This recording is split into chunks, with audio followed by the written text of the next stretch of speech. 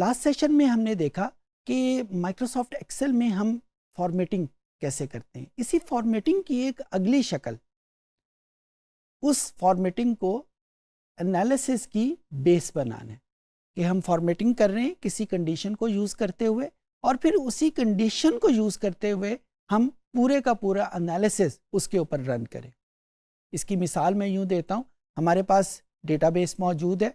उस डेटाबेस में let's say मुख्तलिफ लाहौर के मुख्तलिफ इलाकों का डेटा मौजूद है, इस्लामाबाद के मुख्तलिफ मोहल्लों का, मुख्तलिफ सेक्टर्स का डेटा मौजूद है। हम अपना एनालिसिस जब उनके हर सब सेक्शन के हवाले से अलहदा करना चाहें तो इसको हम कंडीशनल एनालिसिस का नाम देते हैं।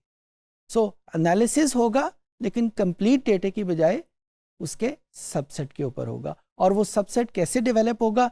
जाहिर है किसी न किसी कंडीशन के ऊपर डेवलप होगा। वो कंडीशन जेंडर में मेल फीमेल भी हो सकती है, वो कंडीशन उनकी एजुकेशन क्वालिफिकेशंस भी हो सकती हैं, वो कंडीशन उनकी इकोनॉमिक लेवल्स भी हो सकते हैं, वो कंडीशन इस तरह का कोई भी क्राइटेरिया हो सकता है।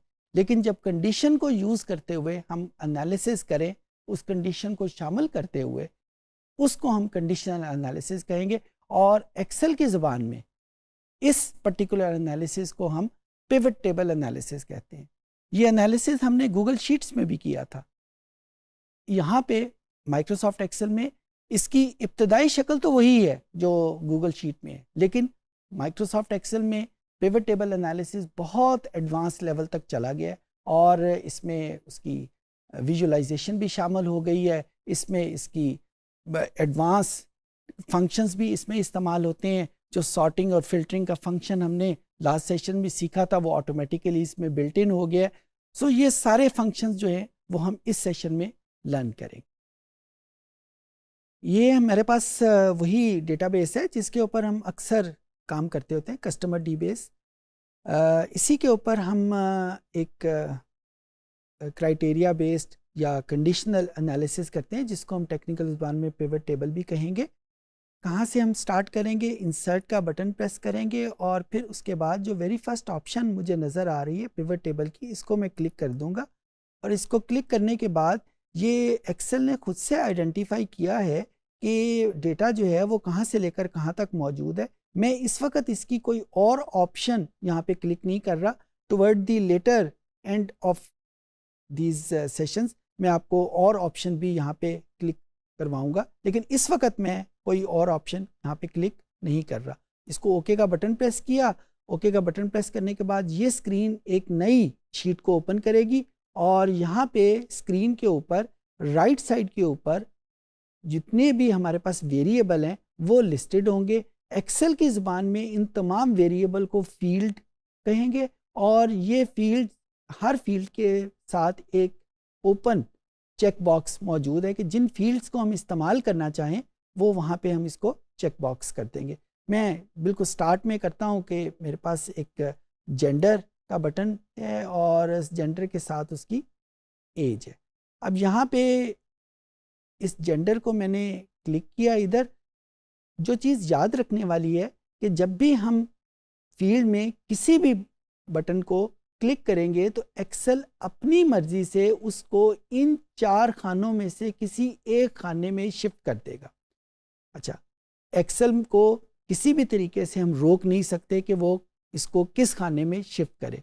ये एक्सेल के बनाने वाले ने इसको कर दिया कि जब भी कोई नया फील्ड क्लिक होता है तो उसको किस खाने में शिफ्ट करना है। हाँ, जो हम कर सकते हैं वो ये कि वंस जब आप सारी फील्ड को, जिसके लिए आपने कोई टेबल, कोई कंडीशनल एनालिसिस डेवलप करना है, उनको क्लिक कर चुके हैं, उसके बाद आप अपनी मर्जी, अपनी रिक्वायरमेंट के मुताबिक इन फील्ड्स को रोज़ में, कॉलम्स में या फिल्टर में, जहाँ पे आप ज़्यादा मुनासिब समझते हैं वहाँ पे शिफ्ट कर लें।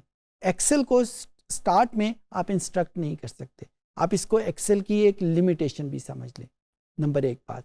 दूसरी बात यह है कि हमें कैसे पता चलेगा कि कौन सी वैल्यू रोज़ में आनी चाहिए, कौन सी वैल्यूज़ कॉलम में आनी चाहिए, कौन सी वैल्यू फिल्टर में, और कौन सी फील्ड यहाँ पे वैल्यूज़ के कॉलम में लिखी जानी चाहिए।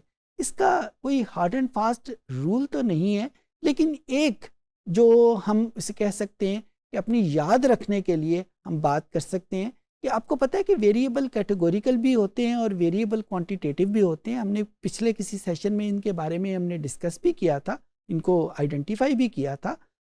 जो कैटेगोरिकल वेरिएबल हैं वो फिल्टर, कॉलम या रोज में शिफ्ट हो सकते हैं, और जो क्वांटिटेटिव वेरिएबल हैं वो प्रेफरेबली वैल्यूज़ के कॉलम में लिखे जाएंगे।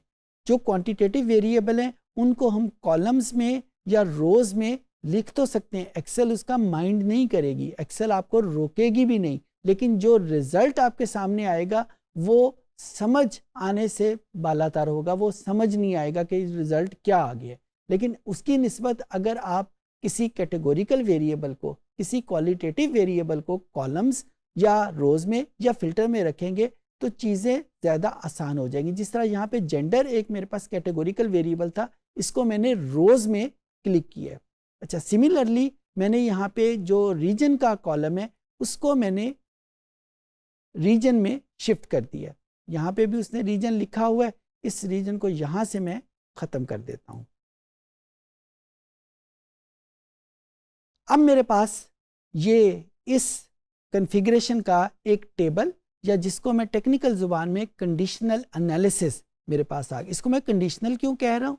इस वजह से कह रहा हूँ कि ये सम तो कैलकुलेट कर रहा है, लेकिन सम ऑफ ऑल कस्टमर्स एजेस नहीं कर रहा, बल्कि ज़ीरो यानी मेल की एजेस को अलहदा से सम कर रहा है और फीमेल की एजेस को अलहदा से सम कर रहा है। यानी इसके ऊपर जो मैंने फिल्टर लगाया है, इसके ऊपर जो मैंने कंडीशन लगाई है, वो उसके जेंडर की है। अच्छा, एक एडिशनल रिस्ट्रिक्शन जो है, जो फिल्टर के नाम की लगी हुई है, वो यहाँ पे रीजन की मौजूद है। इस रीजन के बटन को जब मैं क्लिक करूँगा तो आप जितने भी रीजन्स हैं वो सारे मेरे पास लिखे हुए आ जाएंगे, और यहाँ पे मेरे पास ऑप्शन मौजूद है कि क्या मैं सारे ही रीजन्स के ऊपर एनालिसिस करना चाहता हूँ या मैं सिर्फ किसी एक रीजन को सिलेक्ट करना चाहता हूँ।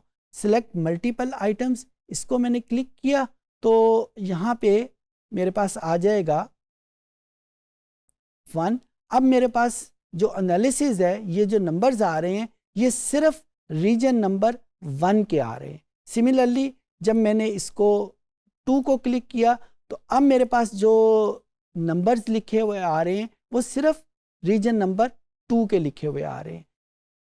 इस चीज़ को अगर मैं सिलेक्ट मल्टीपल आइटम्स कर दूं तो मैं एक वक्त में एक से ज़्यादा रीजन्स को सिलेक्ट कर सकता हूं। फॉर एग्जांपल इस वक्त मेरे पास जो नंबर लिखे हुए आएंगे वो रीजन नंबर 2 और रीजन नंबर 3 के होंगे, बाकी रीजन्स को हमने शामिल नहीं किया हुआ। यहाँ पे इसने मल्टीपल आइटम्स लिख दिया, बाकी ये टेबल उसी हिसाब से सिलेक्ट होगा।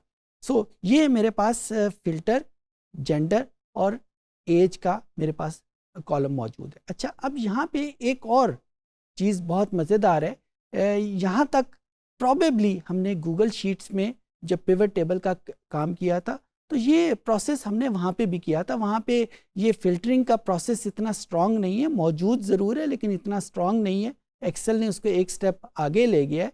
लेकिन एक चीज़ जो गूगल शीट्स में बिल्कुल भी मौजूद नहीं है और एक्सेल में मौजूद है, शायद गूगल शीट के किसी अगले वर्जन में आ जाए, फ़िलहाल तक तो मौजूद नहीं है, वो ये है कि अगर हम इन फील्ड की मदद से कोई नई फील्ड भी बनाना चाहें तो यहाँ पे हमारे पास ऑप्शन मौजूद है। फॉर एग्ज़ाम्पल यहाँ इस पूरी जो नंबर ऑफ़ वेरिएबल्स हैं इसमें 2 वेरिएबल मौजूद हैं, आप इनके लिस्ट को चेक कीजिएगा। एक क्रेडिट कार्ड डेट का कॉलम मौजूद है और एक मेरे पास अदर्स डेट का कॉलम मौजूद है। अब मैं ये चाहता हूँ कि जो एनालिसिस मैं करूँ, जो यहाँ पे नंबर लिखे हुए आए वो क्रेडिट कार्ड और अदर डेट को ऐड करने के बाद जो टोटल डेट बनता है, जिसमें क्रेडिट कार्ड भी शामिल है, जिसमें अदर डेट भी शामिल है, उनको टोटल करके नंबर यहाँ पे लिखे हुए आए। तो यहाँ पे ये ऑप्शन मौजूद है। कैसे हम करेंगे इसको? ये 2 बटन जो ही हम इस पिवट टेबल के ऊपर क्लिक करते हैं तो एक्सेल हमारे पास मेन्यू में ये 2 बटन सामने रखता है। एनालाइज को हमने क्लिक किया, इस एनालाइज में हमारे पास ये ऑप्शन मौजूद है। बाय द वे स्टूडेंट, यहाँ पे ये जहन में रखिएगा कि ये जिस वर्जन के ऊपर मैं काम कर रहा हूँ एक्सेल का, ये 2013 है। अगर आपके पास कोई और वर्जन है तो शायद ये तरतीब कुछ डिफरेंट तरीके से आपके सामने हो। एक बात की कंफर्मेशन है कि ये जो फील्ड आइटम्स और सेट्स का बटन है ये हर वर्जन में मौजूद है। हाँ, इसकी यहाँ पे पोजीशन मुख्तलिफ वर्जन में चेंज होती रहती है। हमने इसको क्लिक किया और यहाँ पे कैलकुलेटेड फील्ड का बटन प्रेस कर लिया। अब हमसे ये मुख्तलिफ चीज़ें पूछ रहा है। फॉर एग्जांपल वो जो नई फील्ड हम बनाना चाहते हैं उसका नाम क्या होगा। हम उसका नाम लेट से उसका नाम हम डेट रख देते हैं। एक बात जो बहुत याद रखने वाली है कि वो जो नई फील्ड जिसका नाम हम रखेंगे वो पहले से मौजूद नहीं होना चाहिए, क्योंकि अगर वो पहले से मौजूद होगा तो एक्सेल को समझ नहीं आएगी कि वो पहले वाली इंफॉर्मेशन को रिटेन करे या उसमें नई इंफॉर्मेशन शामिल कर दे। तो हम जो नाम रखेंगे वो नया नाम होना चाहिए जो पहले से हमारी डेटाबेस में शामिल ना हो। यहाँ पे मैंने नाम रखा है डेट का। अच्छा, वो बना कैसे है? इस वक्त उसकी ओरिजिनल वैल्यू 0 है। मैं उसमें 2 फील्ड्स को प्लस करके रखना चाहता हूँ। अच्छा, यहाँ पे मैं आइडेंटिफाई करूँगा क्रेडिट कार्ड डेट को। ये मेरे पास एक वेरिएबल है क्रेडिट कार्ड डेट, इसको मैंने आइडेंटिफाई किया और यहाँ पे बटन मुझे नज़र आया है इंसर्ट फील्ड का। इसको क्लिक किया। यहाँ पे याद रखिएगा ये ऐड का बटन प्रेस नहीं करना, क्योंकि अक्सर कन्फ्यूजन ये होती है कि हम इसको ऐड करना चाह रहे हैं तो हम इस ऐड के बटन को प्रेस कर देते हैं, इसका फंक्शन कुछ और है। तो मैंने इस वेरिएबल लिस्ट में से उस वेरिएबल को आइडेंटिफाई किया, इंसर्ट फील्ड का बटन प्रेस किया तो देखें ऑटोमेटिकली यहाँ पे लिखा हुआ आ गया। उसके बाद प्लस का निशान दबाया, यानी जिनको हम ऐड करना चाहते हैं। दूसरे नंबर के ऊपर अदर डेट का और बिल्कुल उसी तरीके से इंसर्ट फील्ड किया। अब बेसिकली हम एक्सेल को कह रहे हैं कि यहाँ पे एक नई फील्ड डेवलप करें जिसका नाम डेट हो, और वो कैसे बने, इन 2 वैल्यूज़ को ऐड करने के बाद वो बन जाए। अब जब ये वैल्यूज़ हो गई, अब हम इसको ऐड का बटन प्रेस करेंगे और जो ही हमने ऐड का बटन प्रेस किया यहाँ पे इस लिस्ट में इस डेट के नाम का वेरिएबल हमारे पास मौजूद होगा। और ओके करने के बाद अब ये देखें यहाँ पे ऑटोमेटिकली ये सम ऑफ डेट का नाम लिखा हुआ आ गया। इस पूरी लिस्ट में बिल्कुल एंड के ऊपर ये डेट लिखा हुआ आ गया। और फिर यहाँ पे जो हमने टेबल बनाया था उसमें ऑटोमेटिकली उसने इस डेट को उसी कॉन्फ़िगरेशन के मुताबिक आइडेंटिफाई कर लिया।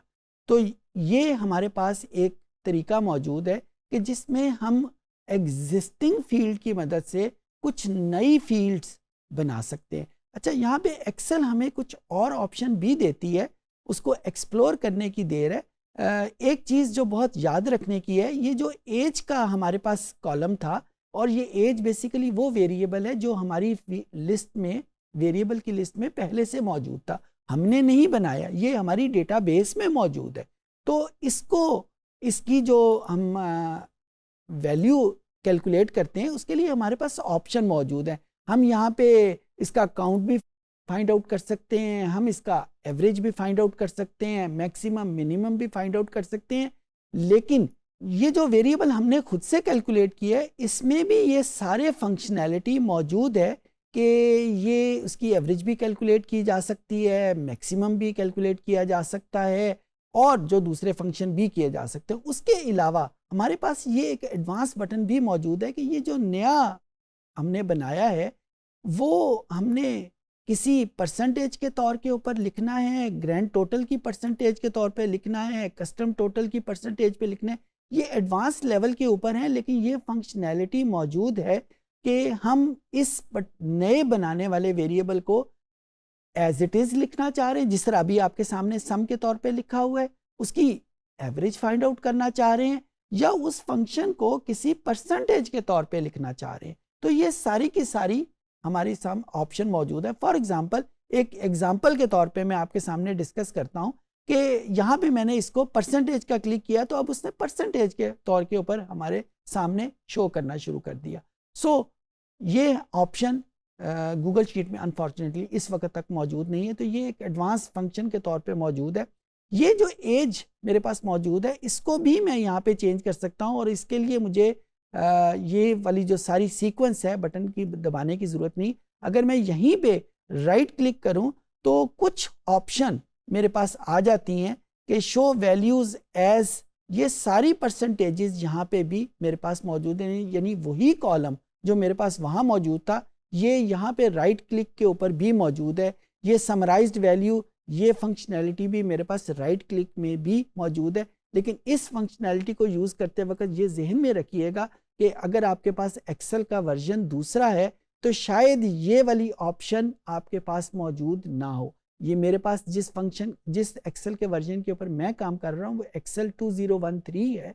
अगर आपके पास इससे पहला कोई वर्जन मौजूद है तो शायद ये फंक्शनैलिटी उसमें मौजूद ना हो। उसके लिए फिर आपको लाजमी तौर के ऊपर यहाँ पे क्लिक करना पड़ेगा। लेकिन एक्सेल 2013 और जो अगले वर्जन है उसमें ये फंक्शनैलिटी उसने राइट क्लिक के ऊपर, माउस के राइट क्लिक के ऊपर यहाँ पे मौजूद है।